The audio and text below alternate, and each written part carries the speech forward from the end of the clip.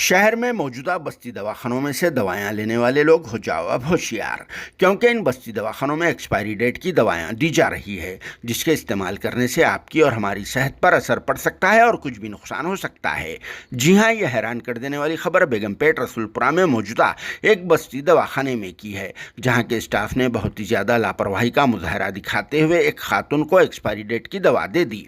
लेकिन अल्लाह पाक का लाख लाख शुक्र है कि यह खातून एक्सपायरी डेट की दवा इस्तेमाल करने से पहले ही इन्हें इस बात का इल्म हो गया और वह बच भी गई, क्योंकि आज यानी 21 अक्टूबर मंगल के दिन बीआरएस पार्टी से वाबस्ता सीनियर लीडर डॉक्टर मन्ने कृषांक बीआरएस पार्टी के दूसरे लीडर्स के वैसा शहर के दूसरे बस्ती दवाखानों का विजिट करने के लिए यहाँ पहुँच गए थे, जहाँ पर यह बुरखापोश खातून रसूलपुरा में मौजूदा इस बस्ती दवाखाने में से दवा लेकर वापस जा रहे थे कि बीआरएस पार्टी के लीडर डॉक्टर मन्ने कृषांक ने इन्हें रोक लिया और फिर कैजुअली बातचीत की और फिर गोलियों के पत्ते का मुशाहिदा किया तो इन्हें बहुत ही ज़्यादा हैरानी हुई, क्योंकि ये गोलियां जुलाई 2025 में एक्सपायरी हो चुकी है। लेकिन इसके बावजूद मज़कूरा बस्ती दवाखाने का स्टाफ लापरवाही के साथ इस तरह से एक्सपायरी डेट की गोलियां आज भी दे रहा है।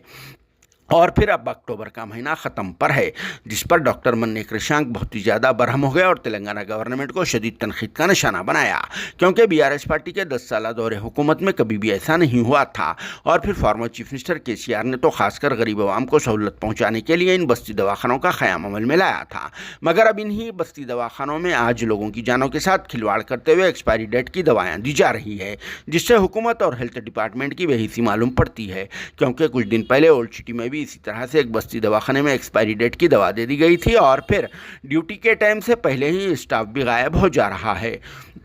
इन सब के अलावा डॉक्टर मन्ने कृषांक को एक और हैरान कर देने वाली बात मालूम पड़ी है कि बस्ती दवाखानों में ड्यूटी करने वाले स्टाफ की गुज़िश्ता 5 महीनों से सैलरीज भी नहीं दी गई है। तो यहाँ पर एक्सपायरी डेट की दवाओं की सप्लाई कोई ताजुब की बात नहीं है। हालांकि ये बस्ती दवाखाने हुकूमत की तरफ से चलाए जाते हैं, मगर इस पर अब हुकूमत का कोई कंट्रोल नज़र नहीं आ रहा है। पहले कुछ लोग प्राइवेट अस्पताल और प्राइवेट डॉक्टर्स की तरफ से मनमानी चार्जेस की वसूली से बहुत ही ज़्यादा परेशान होकर बस्ती दवाखानों को आ रहे हैं। तो यहाँ पर इस तरह से एक्सपायरी डेट्स की दवाएं दी जा रही है, जिस पर आप सबका क्या कहना है कमेंट बॉक्स में ज़रूर जवाब देना और साथ में यहाँ के कुछ मनाजिर भी एक बार ज़रूर देख लेना। Bureau report RS news Hyderabad. ఆమె పాపం పిలవలేదు మమ్మల్ని, సడన్ గా మేము వచ్చినాం. ఆమె డోర్ బయటికి రాగా జాగ్రత్తగా ఉండాలి. ఏది లేవు సార్, మాకు